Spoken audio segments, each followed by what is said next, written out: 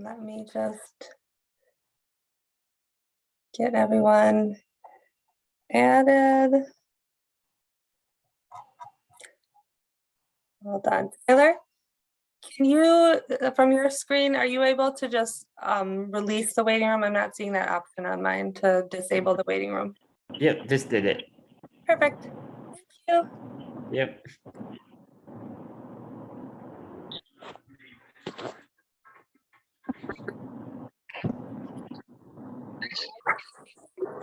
Hello, everyone. Welcome to the Break Exchange webinar. We would ask that all participants please mute themselves to avoid having a lot of background. I'm going to go ahead and mute. Let me just see. There we go. Okay, so I think everyone is muted right now. If we could just make sure to stay muted, that would be great while we are looking forward to our presentation here today. So again, welcome everyone to the Break Exchange webinar. I am Kim Whitmore, the director of the Break Exchange. This webinar is co-hosted by the Break Exchange and the National Respite Network, ARCH, and we are so excited to be here with you today and glad to see such a great crowd here for today's webinar. I'm going to just share a little bit about the Break Exchange for those who may be new to the Break Exchange, and then we will get started with our presenters for today. So the Break Exchange stands for Building Respite Evidence and Knowledge, and the Break Exchange is an international group of researchers, respite providers, agencies, and individuals who are committed to building a culture of evidence-based respite care. We are so lucky to have so many great partners, the International Short Break Association, Arch National Respite Network, Shared Care Scotland, and Marquette University College of Nursing, where I currently work as an assistant professor in the College of Nursing. For many benefits of joining the Break Exchange, you have the opportunity to connect, learn, and share and collaborate. We have an incredible global network of researchers, respite providers, agencies, and other individuals who are committed to advancing respite care. We have a monthly networking hour that occurs on the second Monday from 12 to 1 that we would love to have you join. It's a very casual and fun time just to get to gather and connect and hear kind of what's happening around the world. We currently have more than 189 members from 15 countries that are signed up for the Break Exchange, and we hope that if you're not already in the Break Exchange listserv that you join today, and we will post information in the chat for you to do that.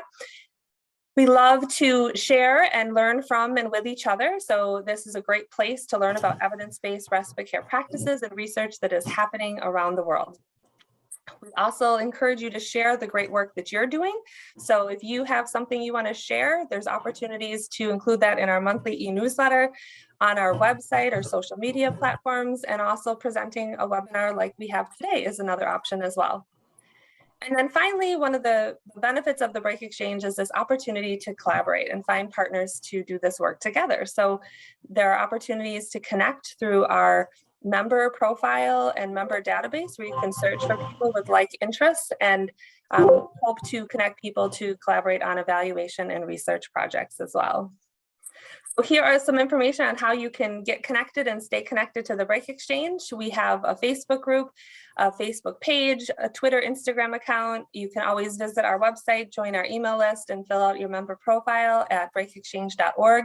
And if you have any questions, you can always email us at info@breakexchange.org. And again, we will put that information in the chat for all of you today. And I always love to just remind all of us that the work that we do in respite care is really important, but it's also important that we are practicing that self-care as well. So this quote here reminds us that self-care is giving the world the best of you instead of what's left for you. So my wish for you is, as always, to ensure that you are taking good care of yourself so you can continue the great work that you are doing. So without further ado, I am going to stop my screen share, and I want to invite our incredible panel of speakers today. We are so lucky today to be welcoming a couple of speakers from a program out of New York called Exhale, the Family Caregiver Initiative. And I'm going to let them introduce themselves and share more about this exciting work. So I will go ahead and turn it over to you. And Lisa, if you want to share your screen, and we'll make sure everything is working good for you today.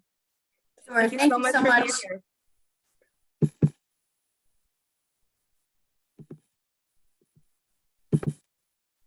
everyone see the slides?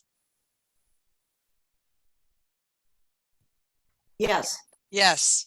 I think we're ready to go.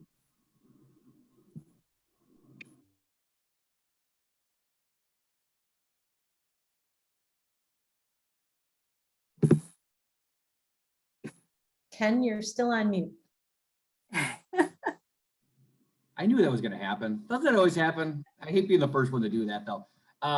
Welcome, everyone. And on behalf of our team, Lisa, if you could advance the slide, please. Uh-oh, hang on a minute. There we go. Would like to thank Kim and the Break Exchange and Arch and National Respite and Jill Kagan for having us on today. It's a pleasure to talk with you, and we're going to have, we hope, a really great presentation and conversation around our Respite initiative. My name is Ken Jenowik. I'm a Senior Program Officer for Caregiving at the Health Foundation for Western Central New York State. Joined by Lisa Payne-Simon, partner with the Philanthropic Initiative, and Amber Slickta, the Vice President of Programs and Learning at the Ralph C. Wilson Jr. Foundation, and thought that to provide a little bit of geographic context on our foundation and this initiative would share just a little bit about our foundations and our work. So the Health Foundation for Western and Central New York, we are a regional foundation that serves 16 counties between Western New York State and Central New York State. And just to give you a context, Western New York includes Buffalo, the cities of Buffalo and Niagara Falls. Central New York includes the city of Syracuse. And while we do have cities and some major urban and suburban areas, we do see a very large rural geographic within our 16 counties. Partnering with us is the Ralph C. Wilson Jr. Foundation that was founded or was established after the passing of the founder of the Buffalo Bills and former owner Ralph C. Wilson Jr. And the Wilson Foundation serves counties both in the Southeast Michigan area, including the city of Detroit, as well as Western New York as well. And so we actually have a very unique partnership through an endowment with the Wilson Foundation to be able to partner with them on caregiving related initiatives and issues throughout Western New York.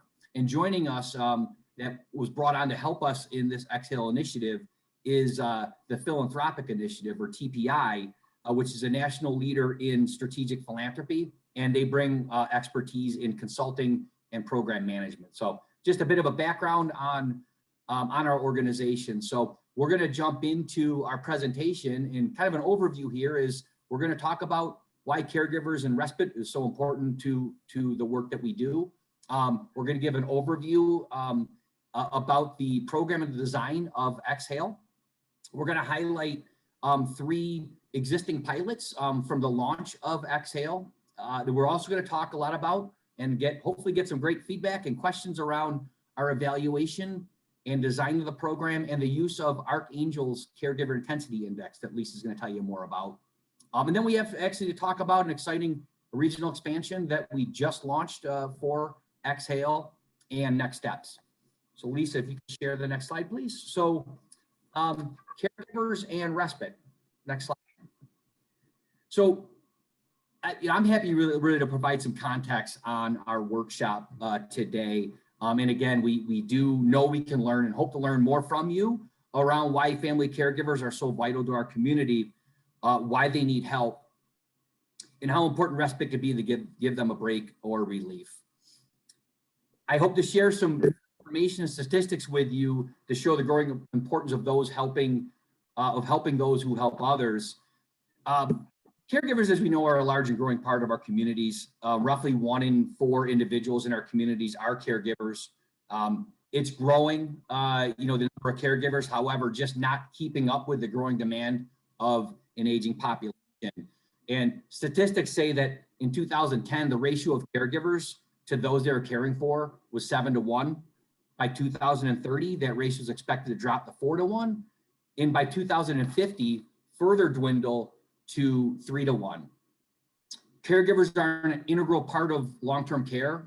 Family caregivers provide about 80% of long-term care in the United States. And not only are they working hard to provide care for a loved one, they're also working themselves. 61% of caregivers are employed and holding down jobs outside of their homes. And their caregiver duties are unfortunately affecting their work. Most full-time caregivers report going into work late, leaving early, or taking time off to accommodate care for others. And 10% have had to leave their jobs entirely as a result of their caregiving responsibilities. And most importantly, burnout. We know they're stressed out and need support, and caregiver stress levels, unfortunately, has never been higher, as we all know, due to the COVID-19 pandemic. Matter of fact, 2 population health studies that applied Archangel's Caregiver Intensity Index reveal a startling mental health crisis among unpaid caregivers.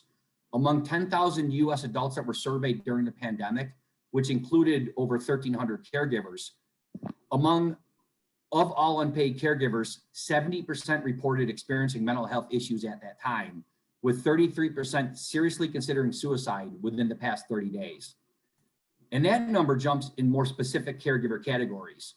Young caregivers, those aged 24 to 43, 45% of them reported considering suicide.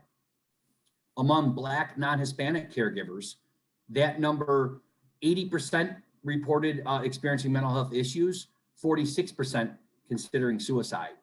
Among Hispanic caregivers, that number jumped even higher to 90% and 49% respectively.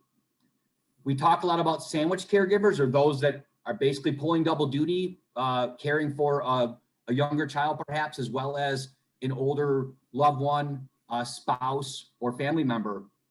52% of them considered suicide.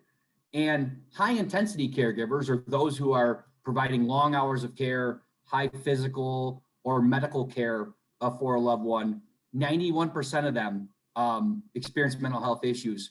54% seriously considered suicide. And so startling numbers that really talk about, as we all know, why supporting caregivers, particularly at this time, is so important.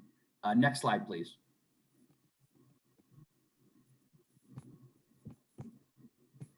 Sorry, it's not advancing. Hang on. Sorry. Great. So why respite? You know, obviously, while support for caregivers can come in so many different forms, respite is a very important source of relief.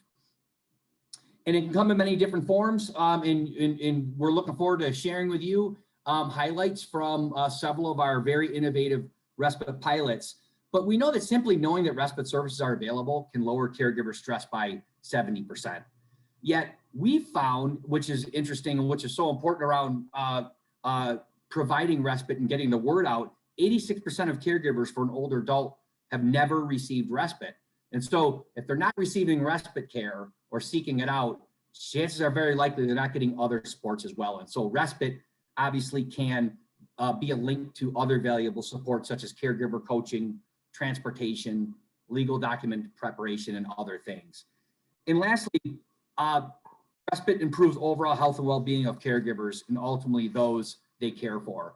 Older adults, as we know, want to remain at home in the community, and their caregiver's own physical health is an influential factor in the decision to ultimately place an impaired relative in a long-term care facility. Next slide, please, Lisa. So we're going to talk about an overview and the design of Exhale. Next slide. Exhale, as you're going to learn, we created this really to bring communities together, and not just the service community of existing and new partnerships, but the community at large and family caregivers as well, to come together and fund innovative projects to collaborate and think differently about what respite is, what type of respite is needed, and what respite can look like in their own communities. Exhale has 3 components. The first really being capacity building, and you know, there's a component that involves training in a very innovative concept of creative problem solving and project management.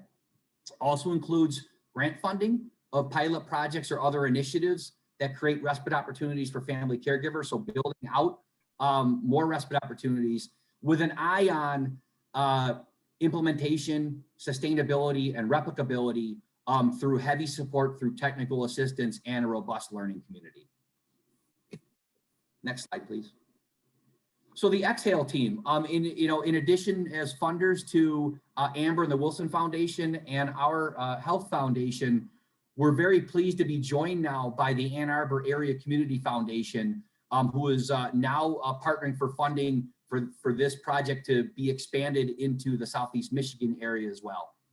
The project staff includes Lisa and TPI as the program director, Teresa Lawrence from International Deliverables, who is a creative problem-solving facilitator and guru, New York Academy of Medicine as the evaluation arm and team, and other partners, as I mentioned, includes Archangels. You're going to hear about their caregiver intensity index that is being used as part of our evaluation. We're also very pleased to have a national and regional health insurance provider that has been partnering with us from the beginning, Centene Corporation, and Fidelis, who is their regional health insurance in the Western New York area. They understand the importance of helping caregiver members of their plans, and are exploring opportunities to see how they can be involved as these projects continue to develop. Next slide, please. So as far as participation, this project was created to be very inclusive. Where really any organization that interacts with or supports caregivers of older adults can come together to team up, to look at and reimagine new ways to provide either existing respite services or create new programming, to implement new strategies, and refer and support caregivers. And you know, a very inclusive list that includes health systems, area agencies on aging, you know, community organizations such as theaters, libraries, faith-based organizations, and others that are interested in participating. And while we do look at having nonprofits and government entities be the lead Exhale grantees, it's really encouraged where all forms of partners can join in on these teams that are creating respite programming. And next slide, please. And why creative problem solving was chosen, essentially, as we mentioned earlier, as a capacity building way to build a skill set, tool set, and mindset of creative leadership and management, and not just that would benefit their organizations, but also how they will team with others in the community, and very importantly, partner with the community to come up with community-based solutions and programming. There is a creative problem-solving skills that is being essentially taught through workshops that has a new disciplined way of essentially brainstorming through divergent thinking, then bring it back with convergent thinking, and then applying this to development of respite programming. But then looking at gaining practice of project management skills, knowing that once these projects are developed, that they need to be implemented. And these tools that are being learned are helping teams to meet challenges head on, you know, for developing programs. And we saw this obviously in full display as the initial project was being developed. COVID hit, and a lot of our teams that develop projects happened during you know, the outbreak of COVID, which led to altering and changing their plans. And so, you know, this creative problem solving technique that is being utilized and the technical assistance that's being provided is showing some real world capabilities to help organizations and teams meet challenges head on. Next slide. I'm now going to pass it along to Lisa, who's going to continue the discussion, starting with Exhale grantee criteria. Thank you so much, Ken. As Ken mentioned, I'm going to say a little bit more about our model as it relates to grant making and also the learning community that we offer grantees. So all funded Exhale projects are going to meet a set of key criteria. One is that they all represent diverse collaborative project teams that include at least 2 organizations teaming up and working together on respite pilot programs. We also require that caregivers advise respite project design and implementation all along, you know, at every step of the way. Their caregivers are actively involved in these projects. Most of the projects have caregiver advisory teams or other other input mechanisms for actual caregivers that participate in the programs and inform them. The teams also continue to apply creative problem solving, both in their project design and throughout the life of their programs.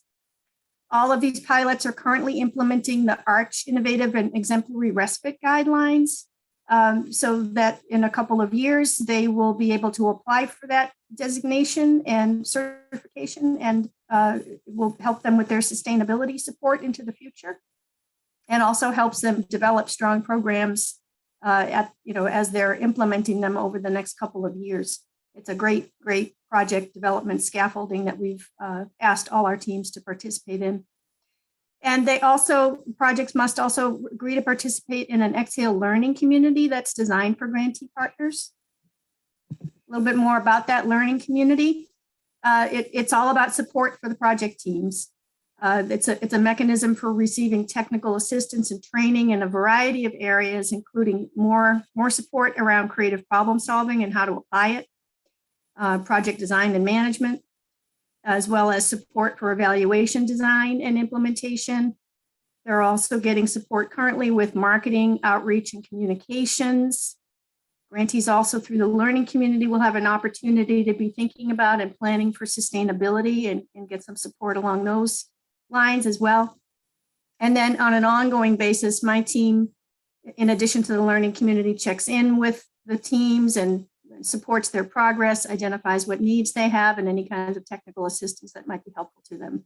And also cross-pollination opportunities across the program are an important part of a learning community where they learn from each other. So Exhale's first cycle, back in 2019, we started this project in 4 rural counties of Western New York.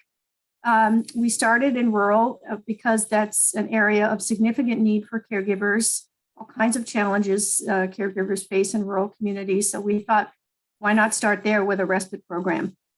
We began, so as Ken outlined, with the workshop series in 2019-2020. In the spring of 2020, there was a grant application opportunity. And from that, 3 pilots were funded to increase respite opportunities for caregivers in those rural Western New York communities. The pilots launched, their grants began in July, August of 2020. And since then, they've been participating in that ongoing learning community that I described, as well as participating in an evaluation and getting ongoing technical assistance and support. The 3 projects emerged from Exhale's first cycle. We're going to learn a little bit more about them now. One is an intergenerational respite program called Forever Young, and that's led by Ardent Solutions, which is a rural health network. Another rural health network, Healthy Community Alliance, launched something called Caregiver Tech Solutions as their respite pilot program. And then last but not least, Westfall Center for the Arts, a performing arts group, launched a Musical Memories Cafe program that's up and running and doing great and expanding as we speak. And so rather than describe these programs to you, what we're going to do next is show you a 4-minute video where the programs will speak for themselves. You get to see some of the leaders of the folks doing the work and learn a little bit more about what their goals and their activities are. So just bear with me for a second while I get this video up and going here. Hear it. 1 in 4 people living in the United States are caregivers. It means that it's likely that you know someone who's a caregiver. I know someone who's a caregiver. Not only is it a very important job, but it's probably at times a very stressful job and lonely and sometimes invisible job. Exhale aims to give more respite opportunities for caregivers and adults in Western New York. Exhale offers an opportunity to look at a diverse set of solutions for caregivers because there isn't a one-size-fits-all. The entire project team with Exhale is really designed around being creative and thinking outside the box. Every idea is important. Rural caregivers often have less supports because of the geographical barriers, which includes traveling more far distances to be able to get services Caregiver Tech Solutions brings tech solutions to caregivers' homes to be able to give them a break. So our team is trying to, filter through all of those gamut of choices and really put forward the top ones for caregivers. So some things you might think about are the indoor-outdoor cameras, thinking about everything you can do with an iPad now, telehealth appointments, FaceTiming loved ones, playing games, all of those types of things. And so these aren't these crazy innovative products or robots coming to people's home. It's learning how to use your smartphone better. But most people are saying, wow, I didn't even know I could do this. And what a low cost idea and opportunity for them to get respite. I'm with the Intergenerational Enrichment and Educational Respite Program. It's a very unique program because it's in a school. It's in a school-based setting. We invite the caregivers and their loved ones to join us on campus. The benefit of connecting the older adults with the kids here in this program, they have an opportunity to spend time with some of the students and then also share with them some of their own experiences, some of their memories of when they were in school, or some of their own skills or trades that they spent a career developing. So it's really a beautiful thing to see. It's been proven time and time again that music is so beneficial for everyone, really, but particularly those with memory challenges. A lot of the folks that come to the Memory Cafe, they can't come to the evening concert. So these musicians come at noon, and we have this amazing lunch, and we have an incredible hour of music where they can enjoy it together. We have people that come in the door that have not had a conversation with anyone for months, and they come in and they sing the words to every song for the entire hour. We have people that couldn't walk into the door because they forgot how, and they get up and they dance with their spouse and through all the music. And it's just, it's for that hour that they get to have a good time and sort of be normal again. It's inspiring every time we do it. If someone's been working with older adults and they're looking at tackling respite, and they have a kernel of an idea, engage with Exhale and their project team, and help you make that kernel flourish into an idea and an initiative. If you want to create an opportunity for caregivers, why would you not welcome the assistance of the experts in their fields? We all know a little bit about what we do, and we might be an expert in a certain part of it, but to have all those helping hands and someone whose mission is to help you succeed in your mission, why would you not invite that help? The most basic thing that community-based organizations can do is support all of those folks in the community who are making everything continue and run. I think caregivers are truly the unsung heroes.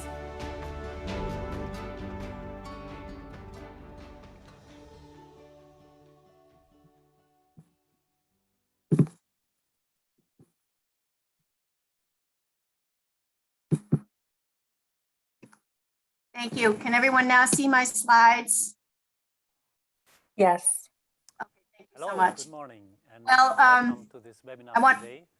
My name Sorry, is hang on. Peter Hertwig. I am a head of unit in the European Commission's Directorate General for Research and Innovation. It looks like Today's someone Yeah. may not be muted. Let me see if I can find that. If everyone could make sure to mute their self. Can everyone see my slides and hear me? Okay, perfect. Thank you. Let me just get back to where we were. So there you have it from the three respite pilots themselves. All three of them are up and running, providing respite services to family caregivers of older adults in their communities. All three of them represent multi-organizational teams. Many of them have large groups of partners that are helping to bring in referrals and other kinds of support. And they all engage caregivers, and they're all participating in all of the project components that we described, the ARCH certification criteria and an evaluation. The Exhale evaluation, just to say a little bit more about that, it was designed and conducted by the New York Academy of Medicine, led by Linda Weiss, who's their director of the Center for Evaluation and Assessment Research there. It's a developmental evaluation that applies mixed methods design and also is looking at outcomes in three different areas. One is, the impact of the program on caregivers. Two is the impact on the participating organizations and teams. And three, what's the impact in their communities? and how is respite expanded, and how does the community respond. It also applies a results-based accountability lens or framework, looking at questions like how much did we do, how well did we do it, and is anyone better off? Some of the key themes of the evaluation is we're looking for to see if there's an increase in the supply of respite opportunities for caregivers of older adults in these communities where the pilots are operating, and what are the caregivers' perceptions of those programs and opportunities? What impact is it having on caregivers? And also, is there increased capacity of these organizations? They undergo creative problem solving training and other kinds of capacity building type support. What do they gain from participating in this program? Do the grantees implement the ARCH guidelines? And to what extent are the projects sustainable? Is it something else we'll be looking at? And what kind of data did they need to be able to support their sustainability? As Ken mentioned before, we're working with the Archangel's Caregiver Intensity Index. And what that is an online questionnaire for assessing caregiver attitudes, experience, and health and well-being. And it's used by the respite pilot teams, both as a repeated assessment of caregivers participating in their programs, and also to help identify other support needs that the caregivers might have and make some referrals to folks that really need them. The Caregiver Intensity Index is offered to all Exhale participating caregivers. And it's also used for cross-sectional research among caregivers in the regions where Exhale is operating. And that's done for a couple of reasons. One is to inform project designs. Two is to get a better understanding of what it is that caregivers are looking for as it relates to respite. And three is to just understand the health and well-being of caregivers in a region. So the instrument's being fielded now in Western New York counties and in Southeast Michigan. And as I mentioned, it does influence respite design. So last time we fielded this 2 years ago for the other pilots that I described earlier, we found that half of the respondents indicated that they'd really prefer a respite experience with their loved one as opposed to without. So that informed some of the projects that were developed. And also transportation was identified as a critically important thing in a rural area. So transportation's also been incorporated. And as Ken mentioned, this instrument, the Caregiver Intensity Index, has also informed a couple of recent research publications, including one in the CDC's Morbidity and Mortality Weekly report, as well as others. Exhale's challenges and some bright spots. So, COVID-19 pandemic has been a challenge for this field in general. It hit as our projects were getting underway, and it led to both, positive and challenging outcomes. It led to creative adaptations. It did generate some challenges with groups trying to plan their projects early in the months of the pandemic. And also many of their partner agencies were dealing with very dramatic increases in community needs for health and wellness, demand for services and other kinds of emergency response social service organizations were responding to around that time. So, challenging time to launch something like this. And COVID, as it continues to be with us, continues to present some challenges with recruitment. And the pilots that are offering in-person respite services in particular have had to be continuously adaptive. Right now, the teams are working on reaching and engaging caregivers. They're experimenting with using new messages and some referral and outreach strategies to reach caregivers and trying to meet caregivers where they are. Sometimes caregivers don't identify as caregivers, so trying to help with that and use language that might engage people that might not relate to the word respite or relate to the word caregiver. So trying to address some of those issues. And what we're learning is when caregivers do participate in these programs, the feedback has been extremely positive. I'll share a few examples from our evaluation activity. So Caregiver Tech Solutions, which is the one that's the project, the Respite pilot that's using technology to support caregivers. You can see a couple of quotes from caregivers here. So with the cameras installed, it was the first time I didn't feel anxious and worried about leaving my mom when I went to Roswell Park for my own treatment, as I was able to check in on her. And another was talking about how her husband has a lot of pain often, but the iPad keeps him busy with different reading and game activities. And that's a time when that person can go grocery shopping or for an hour or two and keep an eye on her husband with the indoor camera that they've installed. And then similarly, the Musical Memory Cafe, they have been collecting evaluation data from the caregivers that have participated in their concert series. 80% of those caregivers have said that the intervention helps them reduce stress associated with caregiving, helps them feel emotionally supported. 74% said it helped them be a better caregiver. 87% said it helped the well-being of the person they're caring for. 66% said they're better informed because of it. And about half of them were able to find other community resources through this opportunity for themselves or their loved one. So this model, Exhale, is expanding in 2022. It's, as Ken mentioned, it's happening now. We're expanding to urban, suburban, and rural communities now in 6 Western New York counties. You can see them here: Erie, Niagara, Genesee, Orleans, Wyoming, and Monroe, and also in Washtenaw County, Michigan, together with the Ann Arbor Area Community Foundation.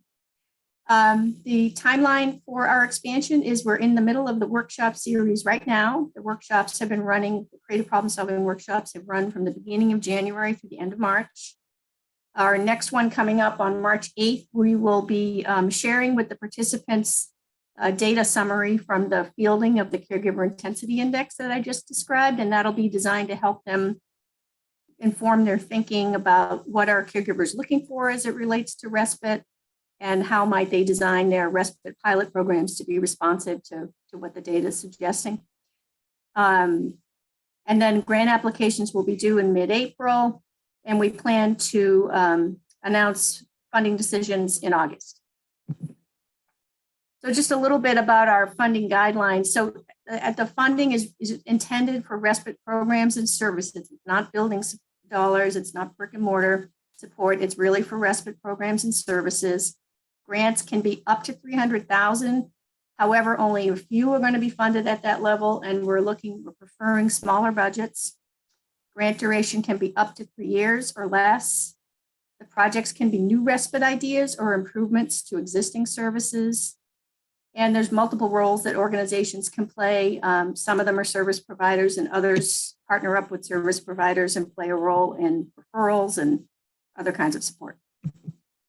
So to learn more about Exhale, the Family Caregiver Initiative, you can visit our website, www.exhaleforcaregivers, or contact me. My email is below, or you can contact Ken or Amber. And with that, I'd like to turn it over to Amber, who's going to lead our question and answer discussion. Amber, take it away. Sure. Thanks, Lisa. Hi, everyone. I know we just provided you with a ton of information, and there's been a bit of information exchange in the chat already, which is wonderful. And we are more than happy to answer any and all questions that you have. And we're equally, if not more, interested in hearing from all of you who often do evaluation and think about policy.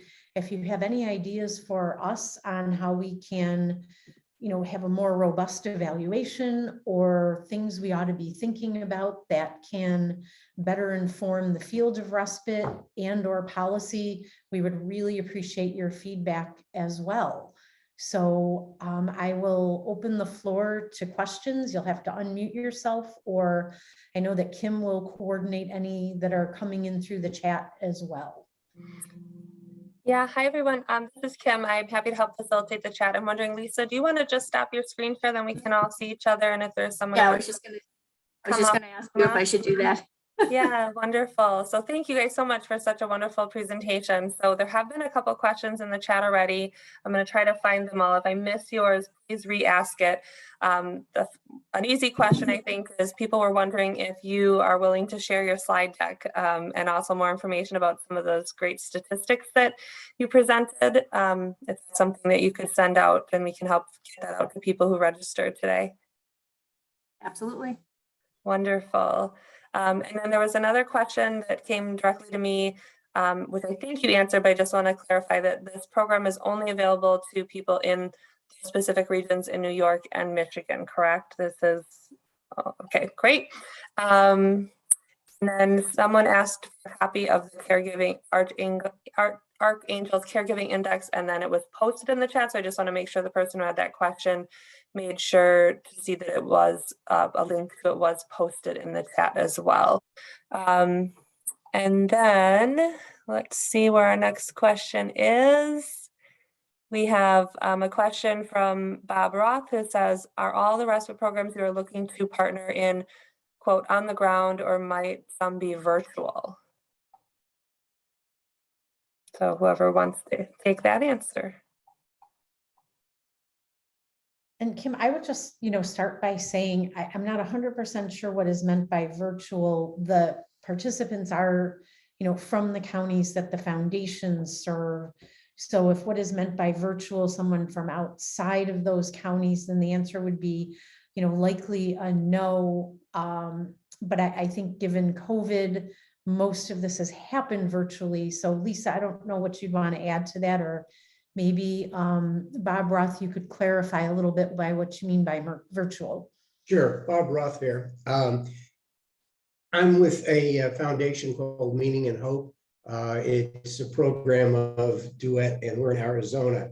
But as many of you have had to do over the last couple of years, we've built out our program virtually on a web portal and so on. And in that it is virtual, we certainly serve the communities in Arizona, but some other states, at the moment 4 of them, have program facilitators that we've trained and certified and so on. And so I'm just wondering, whether there is any opportunity to partner, or I certainly hope there's an opportunity to learn from you. Although, again, we are grounded in Arizona, but we've built a nationwide virtual portal. And I would say, Bob, we've had some conversations with other foundations that are interested in the model. So it's certainly replicable in other communities. And as Lisa mentioned, we are working with the New York Academy of Medicine on an evaluation. So I can jump in here. I think we would be delighted to have other foundations across the country that are interested in this model expand it to look at how you roll something like this out in other kinds of communities.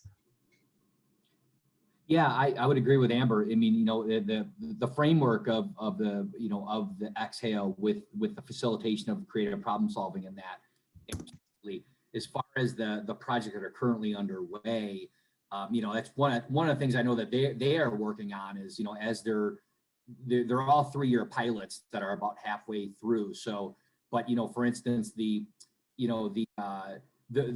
virtual respite program that's being led is something that is specific to that geography. However, they're looking at a way to be able to provide breaks in relief for caregivers, in their homes, due to their circumstances. So, we envision potentially some of those projects having opportunities to be able to expand, and be brought into different areas.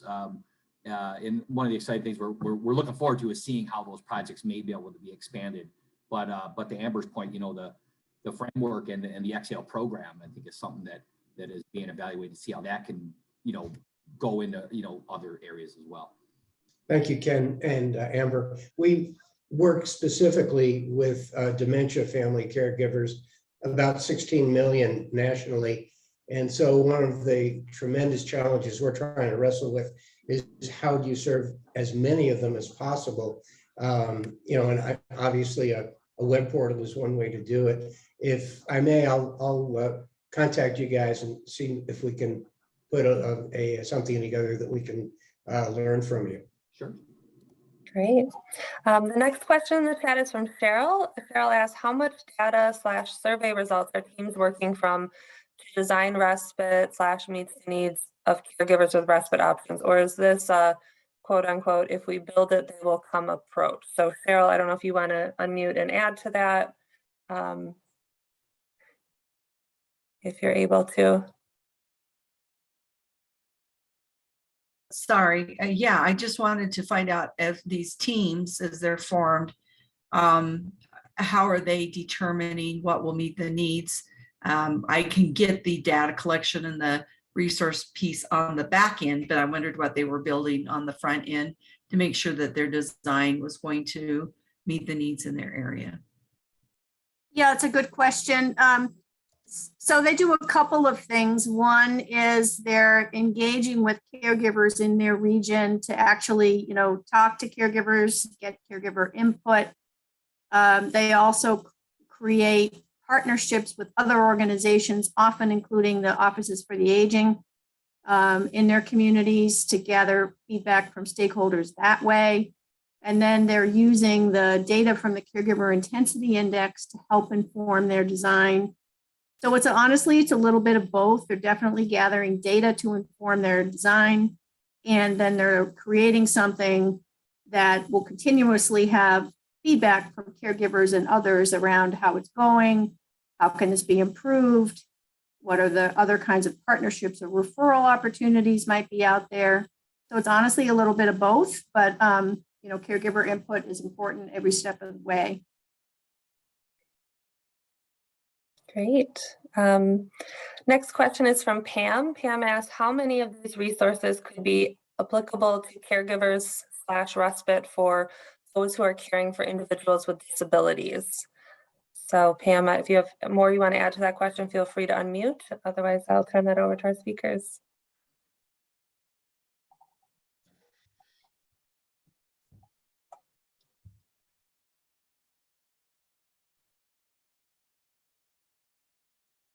And Ken, if you want to jump in here, these respite opportunities are focused on caregivers of older adults.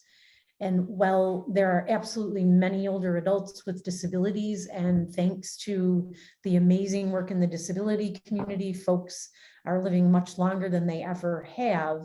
And while we don't have a specific cutoff age, although I'm 54, so at least you've got to be over 54 to be older now, and next year that'll change to 55.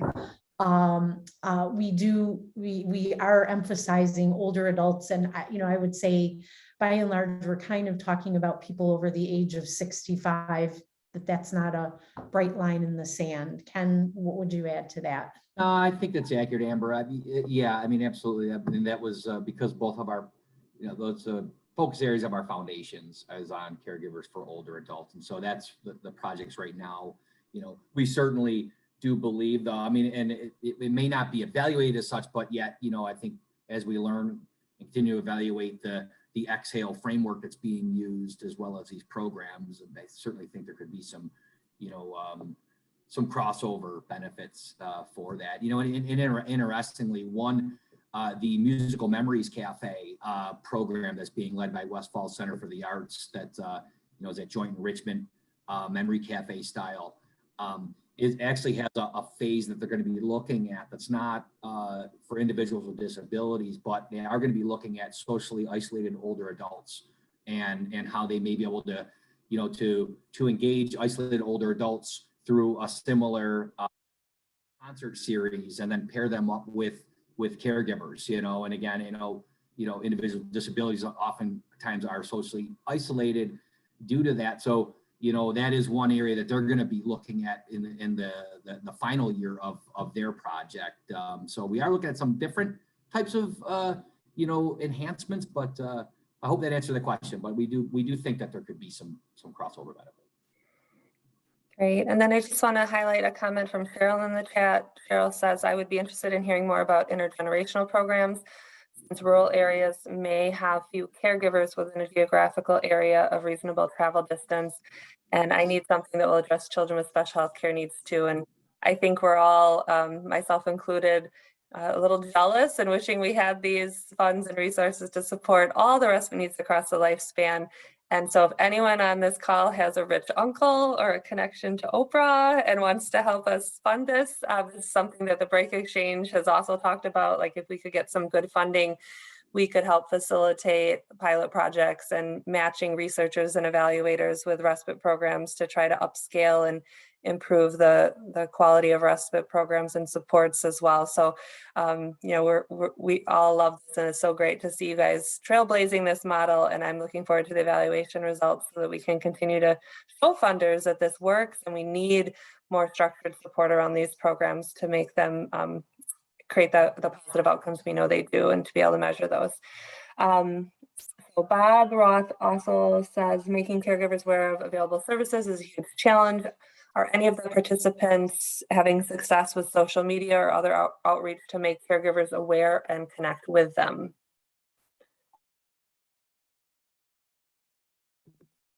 That's an excellent question and a really good point, Bob. Yes, what we're helping the 3 teams right now with, we brought in a firm called Crowley Webb, which is a communications organization. They helped us develop the Exhale name for this program. And what Crowley Webb is doing now, together with the team from Archangels, who are also our partners in this project. Archangels has considerable experience communicating directly with caregivers around the Caregiver Intensity Index and supporting caregivers directly. Crowley Webb brings a more traditional kind of marketing and communications expertise. We're providing a little bit of support to the teams right now to review their recruitment and outreach materials, and to help them infuse the Exhale brand, you know, the name of the program, the language of the program, to help them communicate directly with caregivers, you know, in ways that are a little bit untraditional, asking them more about, do you provide services for a person, for an older adult, rather than, you know, coming head on with the word caregiver. So we're trying to support the teams with experimenting with a couple of different messaging strategies right now. And also other strategies that have been successful. Word of mouth has been huge, particularly for the Musical Memories Cafe. They use their platform to announce upcoming concerts. And they also partner with, all of these groups partner with other kinds of agencies in their communities, like social service departments and offices for the aging, to get the word out about what they're doing. They all have social media outlets, and they're all working on this. You know, it's definitely the next phase of the project will be focusing in on engaging caregivers and recruiting them to come in and participate in these programs. So that's exactly where they're at right now, and they're working it. That's helpful. Thank you. Sure. Great. And then there is a comment in the chat from, I believe it's Charlie. So sorry if I'm pronouncing that wrong. Charlie says, we have a high population of grandparents, other relatives caring for grandchildren, and respite is huge for them. So I think we can all relate to that. I do want to just point out that I did post, again, a link to the Break Exchange, as well as the upcoming national conference for people, as a reminder for those 2 things. And there's lots of other links been posted throughout the chat for Exhale and the YouTube video that they shared and the tool that was mentioned. So encourage people to check out the chat, or just click Save Chat, and all of that will download for you to access later as well. We are getting close to our time here. We have probably time for maybe 1 or 2 more questions, and then we'll have our speakers give a final, any final words they want to share. Are there any other questions that people have? I see a question from Susan Summers. Susan says, I work on the Innovative and Exemplary Practices Initiative for ARCH, and I have some insights about measurement related to the criteria we use. She'd be happy to talk to you. So Susan, thanks for sharing that, and great to have you here. Any other questions from anybody on the call? I just want to let folks know that Danielle DeLong, who is with the intergenerational respite pilot that we talked about, Forever Young, wrote in the chat her contact information to respond to the question earlier about wanting to learn more about that intergenerational program. So thank you, Danielle, for doing that. Great, thanks. And we do have a question from Cheryl. Why the Archangel product chosen? Do they split out data for individual programs? I know we only have a couple of minutes left, and Cheryl, my email is my name, amber.slickta@rcwjrf.org, and I'll try to get that in the chat before we end. But that was actually something our foundation has been investing in even prior to Exhale.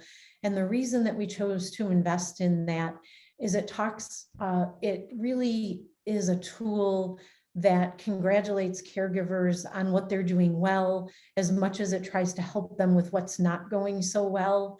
And it's meant to be done repeatedly. It's not just a snapshot in time. So, there's other reasons that we invested in it, but I'd be happy to talk more about it. But we do think it is something unique in the caregiver. And I hate, I'm a little reluctant to use the assessment word, but it's a different kind of assessment, and it's almost meant to be a little bit gamified. So it's a more friendly version than other things that we've seen out there, and meant to be very dynamic, and they're able to tailor it for respite or other things that organizations or employers are doing. So I'll get my email in the chat box here, and would be happy to talk more with you about that.